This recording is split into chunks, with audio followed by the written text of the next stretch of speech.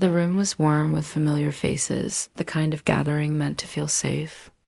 Plates clinked, voices overlapped, and laughter moved easily from one corner to another. It should have been harmless, comfortable, family. Instead, the jokes began to land with an edge sharp enough to cut. It started small, an offhand comment tossed across the table, wrapped in a smile. Someone laughed too loudly. Someone else followed. The words were light on the surface, but they carried weight, aimed carefully. Each remark circled closer, narrowing in, until it was impossible to pretend they weren't meant to wound.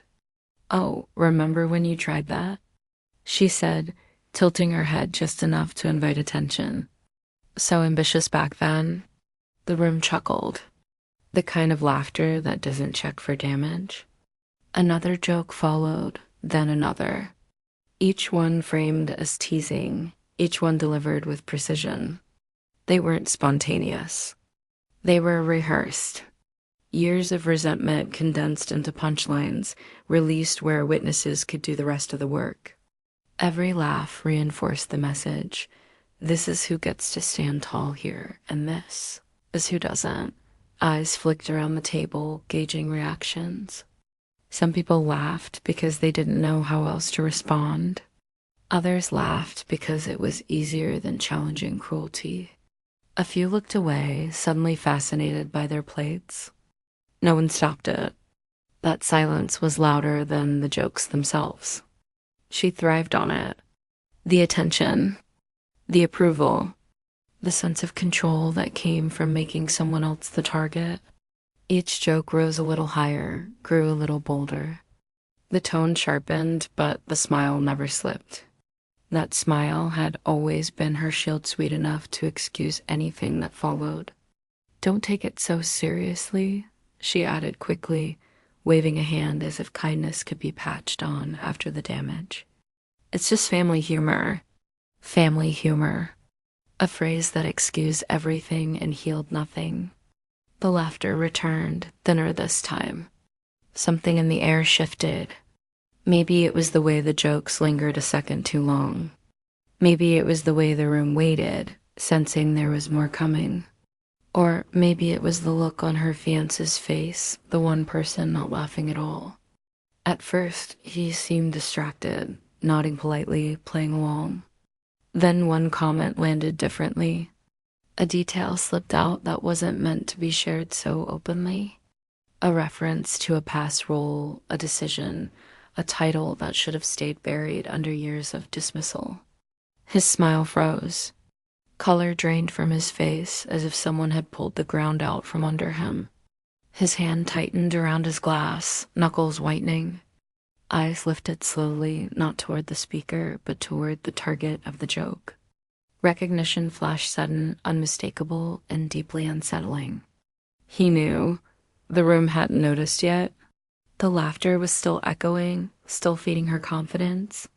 She leaned back, pleased with herself, soaking in the moment. But something had cracked. A tension settled that no one could laugh away. Her fiancé swallowed hard, eyes darting between faces, then back again. The ease he carried moments before was gone, replaced by alarm. It was the look of someone realizing a terrible mistake, realizing the story they'd been told didn't match the reality now sitting across the table.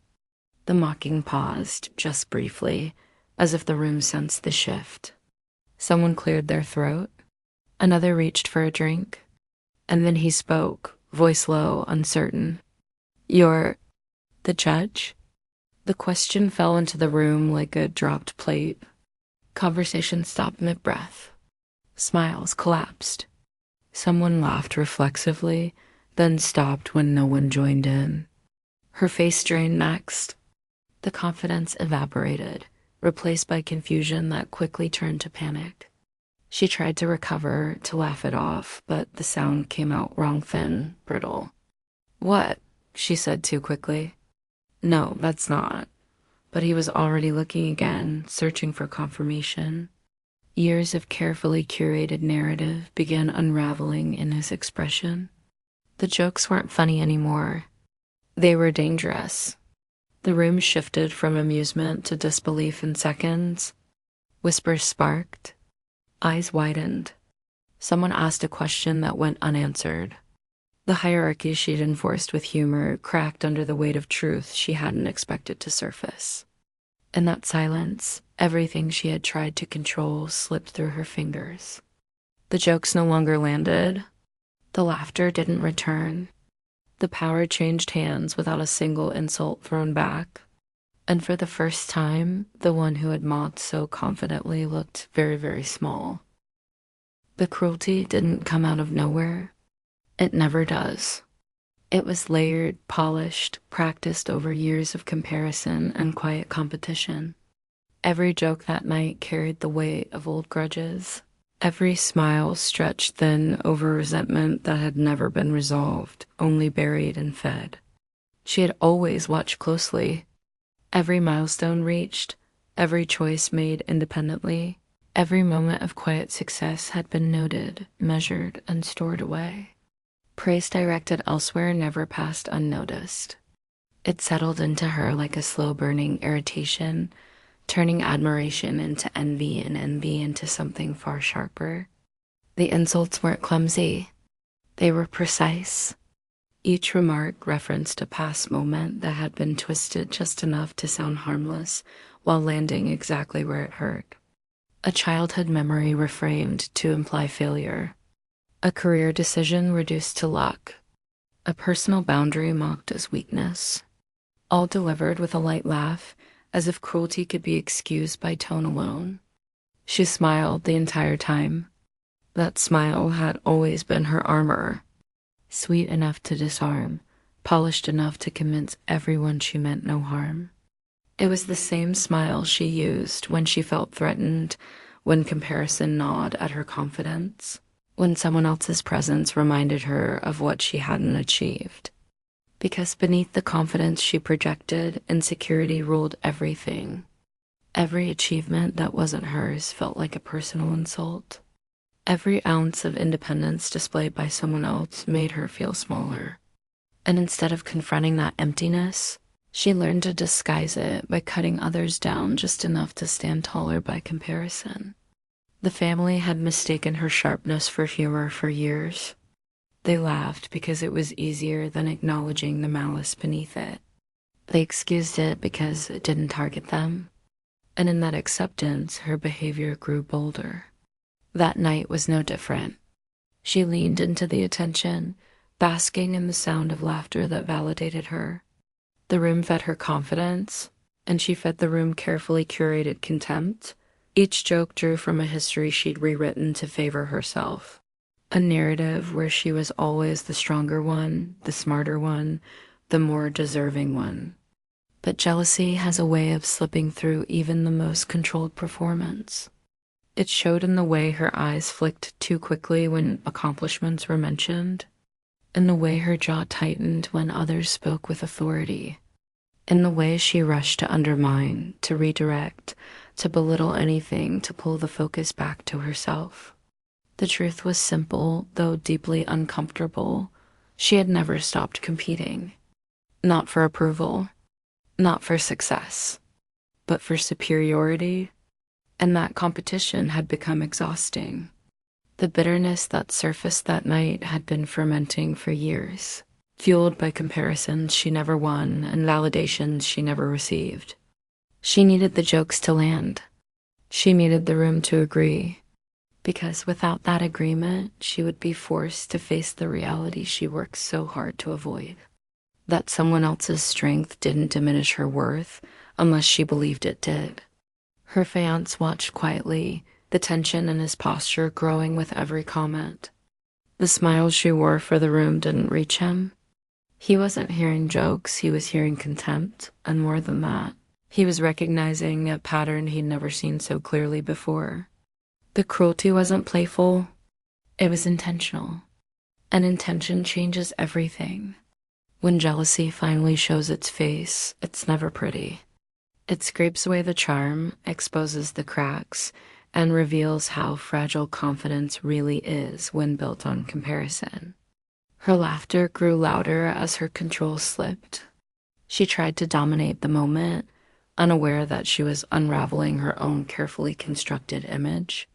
What she didn't realize was that jealousy doesn't just wound its target, it betrays its owner. The more she spoke, the clearer it became that this wasn't humor. It was projection. Every insult reflected something she feared about herself. Every jab revealed an insecurity she hadn't conquered, only concealed. The room felt it too. The laughter thinned. People shifted uncomfortably. The energy changed from amusement to unease. No one said anything, but the air carried a question no one dared ask aloud. Why was she trying so hard? And then, without warning, the balance tipped. The confidence she relied on fractured. The smile faltered. The room's attention slipped from her grasp. And in that brief moment of silence, the years of jealousy she'd hidden behind jokes became impossible to deny. Because true confidence doesn't need an audience, and it certainly doesn't need to humiliate someone else to exist. The laughter was still echoing when it happened. Glasses clinked, someone wiped tears of amusement from their eyes, and the room leaned comfortably into the moment she had carefully engineered. Everyone was focused on the joke, on the easy cruelty dressed up as humor. Everyone, except him. At first, it was subtle, a pause that lasted half a second too long. His smile didn't fall immediately, it froze, as if his face had forgotten the next step. The color began draining from his cheeks in slow motion, leaving behind a pale stillness that didn't belong in a room full of laughter. His posture changed next. Shoulders that had been relaxed stiffened, spine straightening, as though a jolt of electricity had passed through him. He stopped leaning back in his chair and sat forward instead, elbows tight to his sides, hands clasped together like he was bracing for impact.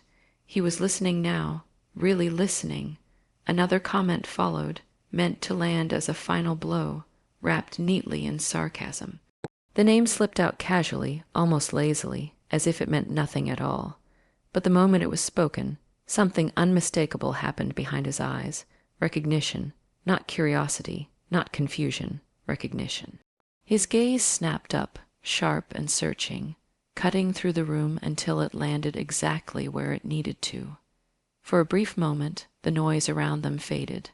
The laughter blurred into background static. His eyes held steady, wide with a dawning realization that arrived faster than fear. He knew that name. He knew what it meant. He had heard it before, not in family stories or jokes, but in professional conversations, whispered with caution and respect. It was a name associated with authority, with decisions that carried weight, with power that didn't need to announce itself loudly. The truth landed fully then, settling into his expression with terrifying clarity. This wasn't a harmless target. This wasn't someone small. This wasn't the story he'd been told. His breathing changed, shallow and uneven. He glanced sideways at his fiancée, searching her face for confirmation or denial. But she was still smiling, still basking in the attention, unaware that the ground beneath her had already started to shift. He looked back again, eyes narrowing slightly, as if recalculating everything he thought he understood. His grip tightened around his glass until his knuckles whitened. The liquid inside trembled, reflecting the tension that now filled his chest. Something was wrong, and he knew it. The laughter around the table faltered, just barely. Someone noticed his expression and followed his gaze. Another person frowned, sensing the change in energy. Conversations began overlapping, voices lowering instinctively, as if the room itself felt the disturbance. He swallowed hard. The position mentioned, off-handedly, almost mockingly, wasn't a joke to him. It was something he'd encountered in his own world, something that carried consequences, and the casual way it had been dismissed didn't match what he knew.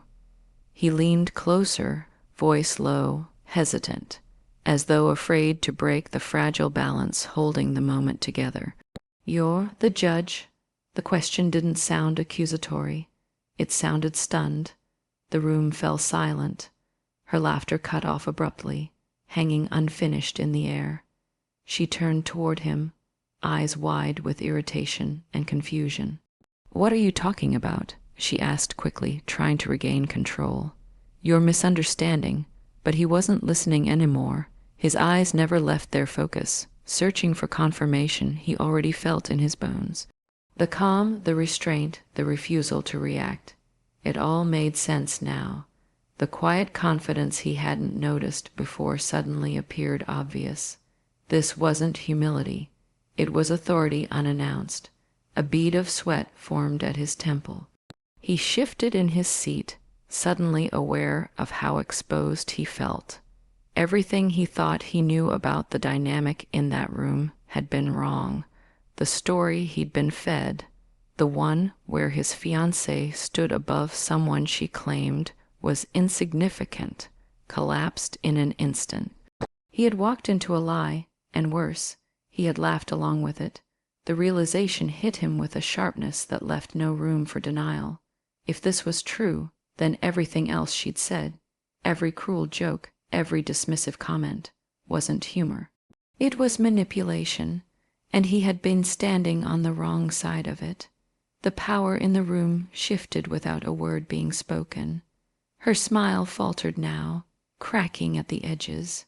She tried to laugh it off, to smooth things over, but the sound rang hollow. Eyes around the table darted back and forth, measuring reactions, reassessing what they thought they knew. He leaned back slowly, as if needing distance from the truth settling in his chest. The confidence he carried earlier drained away, replaced by something close to dread. The question didn't echo. It didn't need to. Its impact was instant, sharp, absolute. One moment the room had been alive with sound, laughter bouncing off walls, voices overlapping, the comfortable chaos of a family gathering. The next, it was as if someone had cut the power. Silence fell hard, not the awkward kind that passes quickly, but a heavy, suffocating stillness that pressed against every person in the room. Smiles froze mid-expression. Someone's laugh died halfway through a breath. A fork clinked against a plate far louder than it should have been, then was quickly stilled. All eyes shifted. The sister's confidence evaporated first. Her mouth opened, then closed again, as if words had abandoned her. The smile she relied on, the one she used to soften cruelty, collapsed into something rigid and uncertain. For the first time that evening, she looked exposed. The fiancé sat completely still, gaze fixed, jaw tight. He hadn't meant to say it out loud. The question had slipped out before caution could stop it, pulled by a realization too strong to contain. Now it hovered in the air, unanswered, daring anyone to deny it. "You're the judge." No accusation, no anger, just disbelief. The power in the room shifted so suddenly it felt physical, like the ground tilting beneath everyone's feet. The jokes that once filled the space now felt grotesque, stripped of their protective humor. What had sounded playful seconds ago revealed itself for what it truly was, humiliation disguised as entertainment. Someone cleared their throat. Another reached for a glass, hands shaking slightly. Conversations didn't resume because no one knew how. The script they had been following dissolved without warning. The sister tried to recover. She laughed, too loud, too forced. "Don't be ridiculous," she said quickly, waving a hand. "You misunderstood. It's not like that." But the words landed wrong. Because the truth had already been seen, the fiancé didn't laugh back. His eyes searched, scanning faces, noticing details he'd missed before. The calm posture, the restraint, the refusal to engage in the mockery. Everything he had ignored now rearranged itself into a clear picture. He looked again, slower this time, as if measuring something important. Respect crept into his expression, followed closely by alarm. The realization wasn't just about status. It was about integrity, about the kind of power that doesn't need to announce itself, and the kind of cruelty that needs an audience to survive. The sister felt it slipping. Control, attention, dominance. Everything she had built the evening around began to crumble. Her voice grew sharper as she tried to steer the moment back, but sharpness only exposed panic. Can we not make this a big deal? She snapped, irritation flashing through her composure. But it was already a big deal. The family shifted uneasily. The mother's face tightened, confusion giving way to calculation. The father leaned back, eyes narrowing, suddenly cautious. They had laughed along moments ago. Now they were reassessing every word spoken, every assumption made. The laughter never returned. No one dared to continue the jokes. No one dared to push further. The air was too charged, too honest. And in that honesty, something irreversible happened. The hierarchy they believed in shattered. There was no need to defend, no need to explain, no need to raise a voice. The truth didn't argue. It simply existed. The sister shrank under the weight of it, her earlier confidence now looking childish, even cruel. The jokes that once elevated her now mocked her as small. Her fiancé watched her closely, something new and unsettling settling between them. Doubt, the room understood it collectively then. The power they thought they were mocking had been sitting quietly among them all along. The one they tried to make feel small hadn't needed to fight back. She hadn't needed to expose anyone. She hadn't needed to say a word. One question had done it all, and as silence stretched on, heavy and inescapable, the truth stood tall, unbothered, undeniable, while the lie collapsed under the weight of its own cruelty. They had spent years rewriting the past, sanding down truths until nothing sharp remained. Every sacrifice was reduced to coincidence. Every hard decision was reframed as luck. Every achievement quietly detached from the effort that built it. By the time the story reached outsiders, it barely resembled reality at all. In their version, success had simply happened. Authority had been handed over, not earned. Strength had appeared without struggle. And the one who carried it was painted as distant, undeserving, somehow misplaced in a role they insisted belonged to someone else. That lie had been repeated so often it became comfortable. Around the table, fragments of that rewritten history still hung in the air. Comments made earlier now sounded hollow, stripped of their confidence. Faces shifted as memories resurfaced, moments they had chosen to forget because remembering them would force honesty. Someone mentioned the old apartment, the one nobody helped pay for. Another recalled the late nights, the years of saying no to comfort, no to shortcuts, no to favors that came with strings attached. A pause followed, heavy with recognition. Those details hadn't fit the story they preferred to tell. The family had always minimized the journey. When law school came up, they called it a phase. When long hours were mentioned, they joked about being obsessed with work. When boundaries were drawn, they labeled it arrogance. It was easier to mock than to admit that someone had chosen discipline over approval. What they never acknowledged, what they carefully erased, was how often help had been refused, how many doors had been closed deliberately to avoid owing anyone anything, how independence had been mistaken for pride simply because it couldn't be controlled. The fiancé listened quietly as pieces began to fall into place. His questions weren't loud, but they were pointed. When did this happen? How long ago? Why had no one mentioned it before? Each answer chipped away at the narrative he'd been fed, revealing gaps too wide to ignore. The sister shifted uncomfortably, interrupting when she could, redirecting when she felt the conversation slipping. But the past had found its way back into the room, and it wasn't interested in being silenced again. Someone mentioned a case from years ago, one that had made the local news briefly. Another recalled advice given quietly, behind closed doors, that had changed the outcome of someone else's crisis. The room grew still as connections formed, unavoidable now. That was when it became clear the family hadn't just minimized the journey. They had relied on others forgetting it entirely.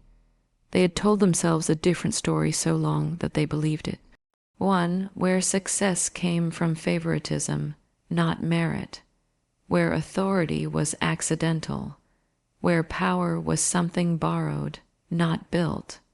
That lie made it easier to justify jealousy, easier to excuse cruelty, easier to laugh when they should have listened. But lies don't survive scrutiny. The more the past surfaced, the smaller their version of events became. The sister's earlier confidence dissolved into irritation, then something closer to fear. Her fiancé no longer looked at her with pride, but with questions she couldn't answer without unraveling herself. The parents exchanged glances, tight, cautious. They remembered the sacrifices now, the times they had been asked for support and declined, the moments they had chosen convenience over fairness. Their silence back then returned to haunt them, louder than any accusation. No one argued, no one defended, no one laughed, because the truth didn't need to be defended. The past stood on its own, undeniable and whole. It showed how much had been endured quietly, how often effort had been mistaken for ambition, how consistently integrity had been undervalued because it couldn't be exploited. And in that moment, the family's carefully shaped narrative collapsed. The one they had tried to diminish didn't need to remind them of anything. The evidence lived in their memories, resurfacing without permission. Each recollection stripped away another layer of the lie until nothing remained but regret and recognition. They had underestimated the journey because they had never bothered to understand it. They had mocked the strength because they had never possessed it. And as the past reclaimed its place in the present, the balance of power settled where it always belonged with the truth that refused to stay buried. No anger rose. That was the part no one expected. After everything, the jokes sharpened into weapons, the history twisted into entertainment, the quiet attempts to reduce a life into something laughable, there was no outburst to satisfy the room's appetite for drama. Silence did something far more devastating. It settled in, the kind of silence that forces people to hear their own thoughts, the kind that removes distraction and leaves intention exposed, the kind that makes cruelty suddenly feel embarrassing. The sister kept talking at first, trying to regain footing. A nervous laugh here, a dismissive shrug there, but each word landed heavier than the last, stripped of its charm. Without resistance, without argument, her performance looked desperate. Every sentence revealed how much she needed the attention she was losing. The fiancé no longer looked at her the same way.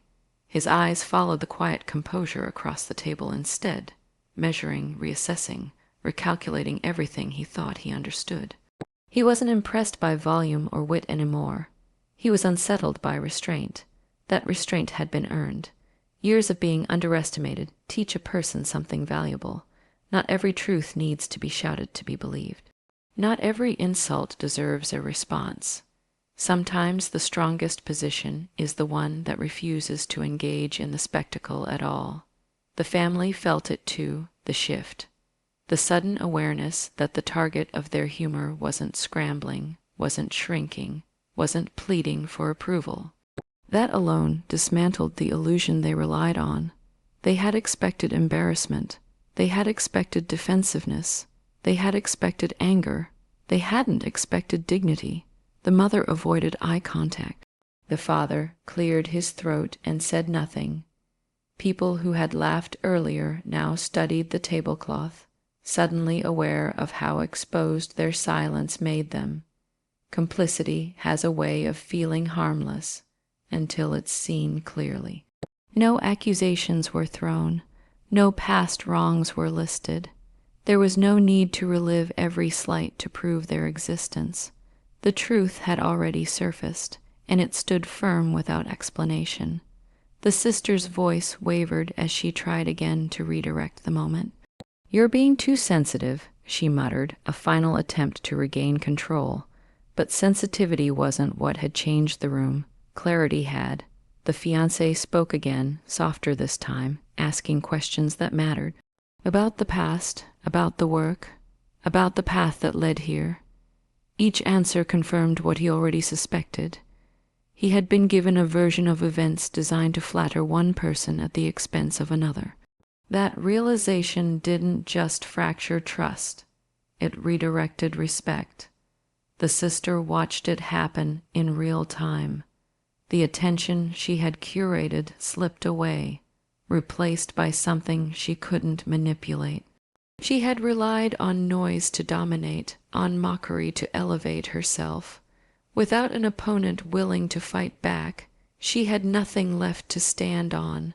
That was the quiet revenge, not humiliation, not confrontation, but exposure. The family began scrambling thence. Small justifications, awkward explanations, revisionist memories offered too late.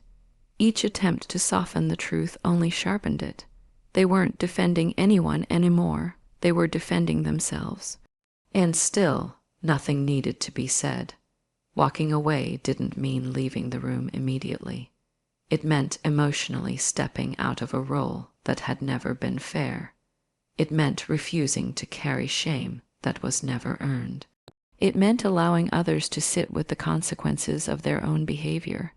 The power dynamic had reversed completely, not through force but through presence, calm presence, unshakable presence. For the first time, respect wasn't requested or demanded. It was given, reluctantly at first, then undeniably.